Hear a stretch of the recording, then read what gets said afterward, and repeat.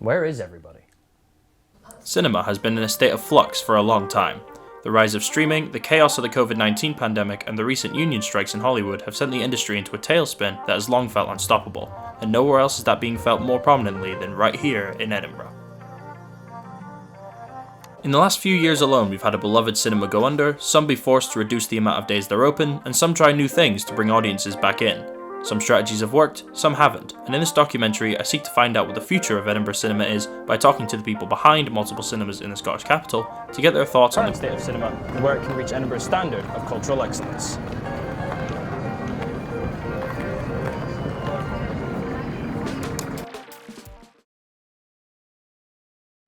We're recording. Who am I looking at?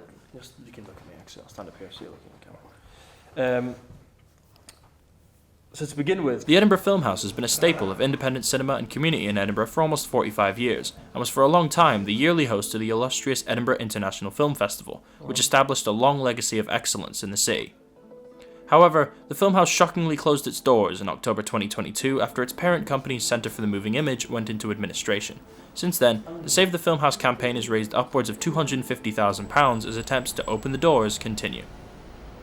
To find out more about the campaign efforts to bring this beloved Edinburgh landmark roaring back to life, I spoke to one of the founders of the campaign, Ginny Atkinson, about the future of the Filmhouse and what it means to the city of Edinburgh. The fact it had actually closed, I mean, I knew they were having challenges, but the fact that it had actually closed and gone into administration was deeply shocking, because you kind of think, how can it be allowed to happen? And there's still a little conversation to be had about all of that and what happened, but it was deeply shocking for a lot of people, as we can see from the support that we've had for trying to reopen it. Of course, there could be stuff going on in the community, but what was missing was the Filmhouse as a hub and a centre and all of those things. There's a huge responsibility here, because we've had 2,500 donations to the crowdfunder, and in this kind of business, you sort of think you know everybody that comes to your cinema, which is ridiculous. But you know, you're looking at all these names and all the anonymous and all the people that are giving money, and you go, this is amazing. And it's such a demonstration of community need and want to have this kind of cinema back in Edinburgh. It's fantastic. But it is a huge responsibility for us, because we know that we can't let them down, really. Okay, the thing that we really need people to do is to talk to other people about it. If you're out with friends, or you know, you're in some environment where there are people that you think might be interested, talk to them about it and say, no, it's still, you know, we're still fundraising, look at the crowdfunder, look at the statements of support, you know, be enthused and actually believe that you can do something about this by just contributing. With the Filmhouse's closure came a peculiar butterfly effect, as not only did Edinburgh lose a historic venue, but also lost a home for promising international and independent cinema. Therefore, the pieces were left for somebody else to pick up. The Cameo Picture House, a subsidiary of the Picture House Group and sister group to Cineworld, has benefited massively from the Filmhouse's closure, taking on much of the business left behind and becoming the de facto new home of independent cinema in the city. But the same struggles remain, as it was only last year that the Cineworld Group was near bankruptcy, which, if it had gone under, may have taken the Cameo with it. Eve Collin has only worked at the cinema a couple months, but can attest to not only how the Cameo has tried to fill the hole the Filmhouse left in Edinburgh, but also how the looming issues steeped in modern cinema looms large over their future. Since the Filmhouse closed, we've noticed a huge number of new members come into the Cameo as regulars that maybe were regulars of the Filmhouse before. So to us, it's benefited us in lots of ways. This time last year, the Cameo and Cineworld in Edinburgh were at risk of closing down due to Cineworld as a company going into administration. But since then, sales and footfall have been really positive. There's been a lot of big releases which have kind of turned around the whole business. And since I've been there in the 6 months I've been there, it seems to be thriving.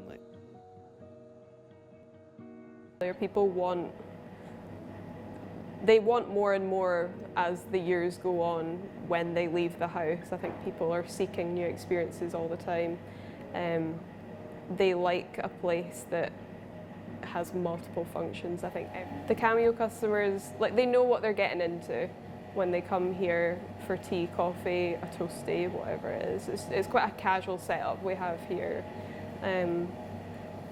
We like to take a friendly approach to everything and treat our customers as part of the Cameo family, I suppose. Yeah.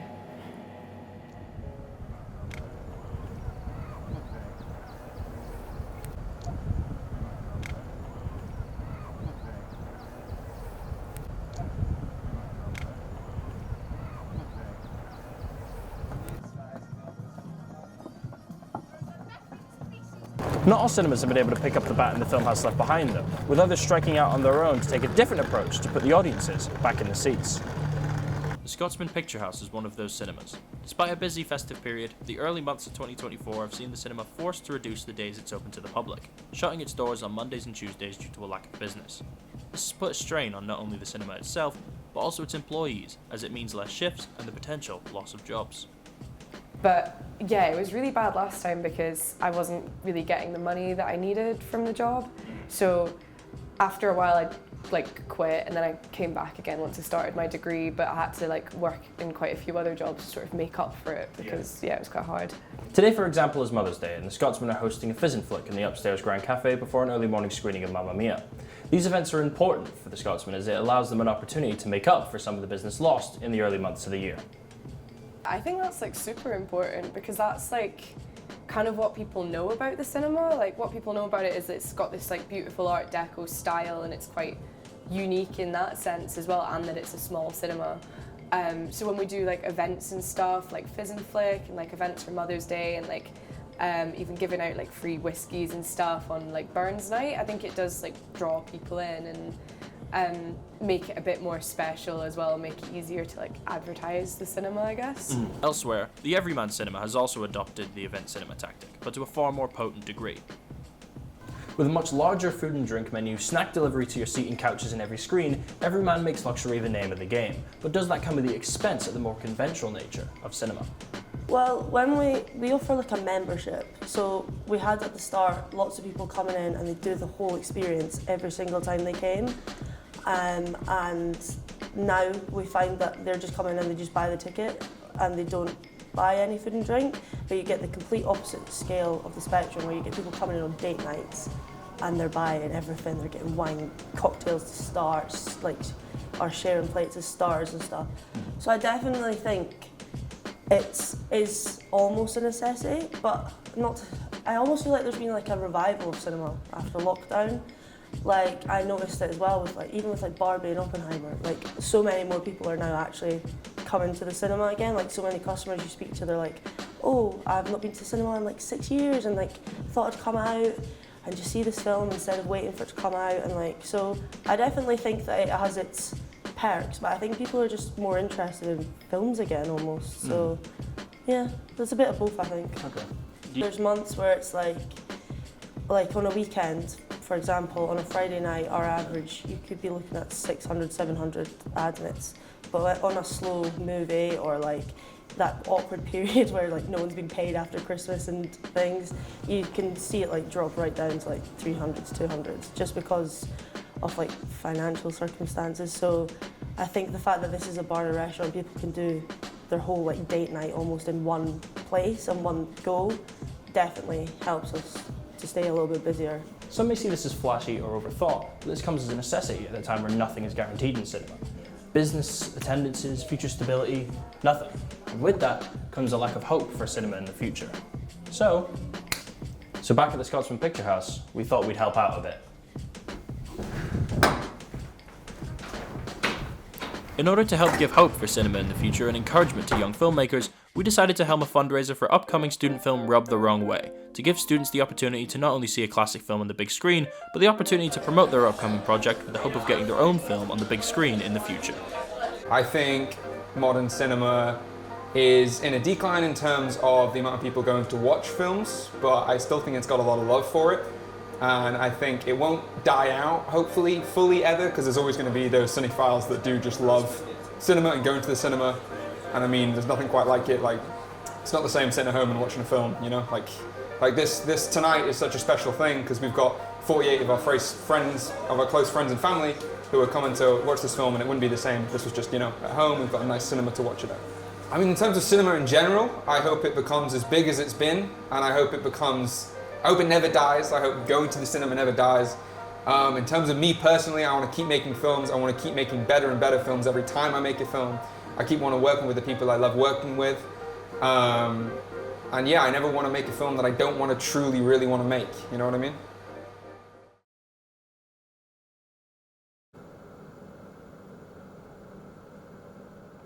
Go. Take right smack out of your mouth. Oh, you actually did die that way. No, my cigarettes! Where are we today? Hi. I'm Jack McLean. We're at the Edinburgh Training and Conference venue. Today, we're filming Rub the Wrong Way. I'm here with Alfie Moore. Let's say hi, Alfie Moore. Hi, Alfie Moore. My name's Jack. Just playing one of the... Kind of you want. Scene one, slate one, take one. Hey guys. Hi, my name is Kelly Nichols and I played Janet in Rub the Wrong Way. Joseph, I'm co-producer and actor. I'm Alfie. I'm playing one of the masseuses. Masseuse number 3. I'm masseuse number 4. Masseuse number 4. I'm Kat and I'm the production designer. I'm Casper and I'm the sound designer and head of sound recording. I'm Joey and I'm playing Buster. My name's Lily and I have been the producer and the first AD on set. It's been a lot of fun. Luca, me and Jack have been working really hard for the past 7 weeks and it's finally coming together and we wrap today. Following the fundraiser, the director of Rub the Wrong Way gave us the opportunity to come on set for their final day of shooting on the film, to get a glimpse into the passion project and a ground-level experience of the process of modern filmmaking. Yeah, it went well. It did go well. There was definitely some hiccups along the way. I'd say the production got smoother as we kind of got going. Day one started out a little rough. We got kicked off location because we got the wrong permits, which is our fault. A learning lesson, 100%. Bro, that was not. Can I get that on camera? Yeah, that was not the ideal location. You hear me? That was not. And it was his fault. Specifically for sound, there was a construction site, multiple people parking, multiple pedestrians walking, a school, a hospital, the meadows. Yeah, nightmare. It was a good challenge for you. You're growing. And from that on, all the other locations were so secure. It was kind of just like getting the job done, and it went well. I feel like I was happy with all the shots, I was happy with all the acting, I was happy with all the crew. Yeah, it's been tight, it's been busy. These things always take a lot more time, a lot of scheduling, a lot of people, a lot of work, but yeah, we're all pulling together and it's nice. The crew's been working really well together and there's a really good atmosphere on set, which is most important. Obviously, you know, we can't have, like, as you said, these huge cinemas wanting to play our films, and that's completely fair. I think it's about trying to find the balance where we can get films or we can get cinemas, the more independent ones, like again the Filmhouse or the Scotsman, something like that, where they might offer the chance to show films that aren't maybe these huge budget levels, and that is what we need in this industry, and it's just about putting yourself out there from the get-go. Even before you might, you know exactly what you want to do, it's just showing you're passionate and just putting yourself forward for anything and everything. You can specialize later down the line, but if you can get on a set, if you can get involved, you know, there's some really simple ways in just being a runner. Even on, it's like if you're a first year and you can get running on a fourth year set, you're gonna learn so much. You're gonna learn so much. Like, you compare any first year to any fourth year, there's a lot they've learned along the way. And they might be themselves, like for me, there's a lot I've still got to go. But if I could have first year me come on the set of Rub the Wrong Way, I'd learn a lot. And not just from myself, but from the individuals around me, the crew around me. So yeah, it's just about getting on as many sets as you can, especially early on. I think people take first year, I did. I used to think, this year doesn't count, I can do whatever I want. That's the year where you can network. That's the year where you can become friends with the years aboves, who when they do their graduate films, when they do their fourth year films, they might have a 10K budget, you can get on that. And that's something you can really put on your film CV. So that's probably, I'd say the biggest tip is just networking. You might not need to know what you want to specialize in, that's fine, just get on the set. You might figure it out that way.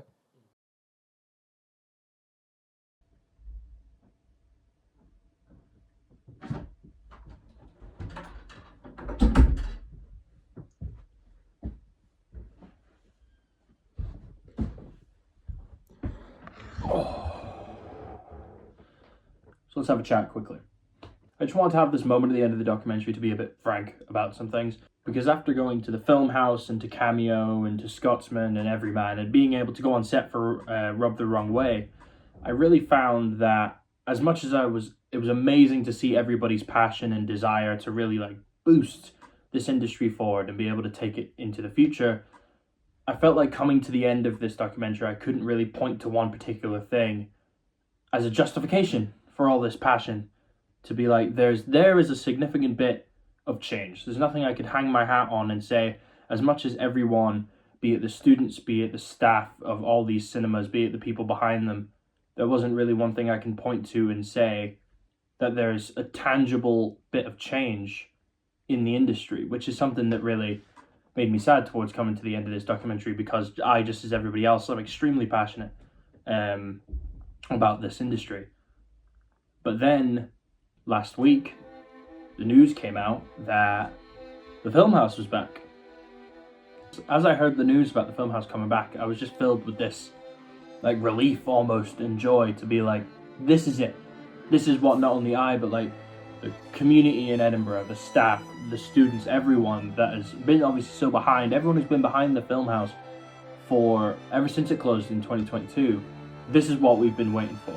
As a sign, not just for the Filmhouse itself, but as the industry as a whole, that it's all worth it. Cinema is something that is worth fighting for, and that everyone should really be trying to keep as a staple, especially of a city so rich in art and culture as Edinburgh. So just as we wrap up on this documentary, and we're going to talk to Ginny again very briefly to wrap things up with the Filmhouse, but I just wanted to say thank you for everyone watching, thank you for everyone who has supported the Filmhouse, thank you to everyone who has supported any cinema, like even by going and buying a ticket or going to the bar or going for a cup of tea or anything like that, just because every little bit has counted towards this moment, which is building towards a better future for cinema and building towards the Filmhouse, thankfully, as Ginny's going to put it right now, being back. It seems to me to be very possible that we will get the Filmhouse open again. We heard last week that we'd received the grant that we'd applied for from United Kingdom Levelling Up Community Ownership Fund, and that is just the best news ever, because it's a very large amount of money, because that fund is for saving something, so it's not piecemeal, it's not like contribute to something. So we were able to ask them for all the money that we wanted, which includes a fourth screen, which is absolutely brilliant. So not only are screens 1, 2 and 3 going to be properly refurbished with modern seats, but we're going to have a little small screen, 22-seater. And from that, we are hoping that Filmhouse will become a kind of definite destination to be considered when anybody in the city is thinking of going to the cinema. If we have films on, we hope they won't go, oh, that's a kind of arty cinema and they've got rubbish seats.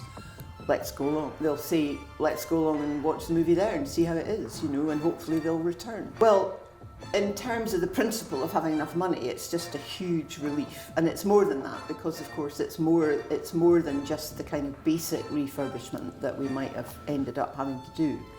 So we're very elated, I think you would say.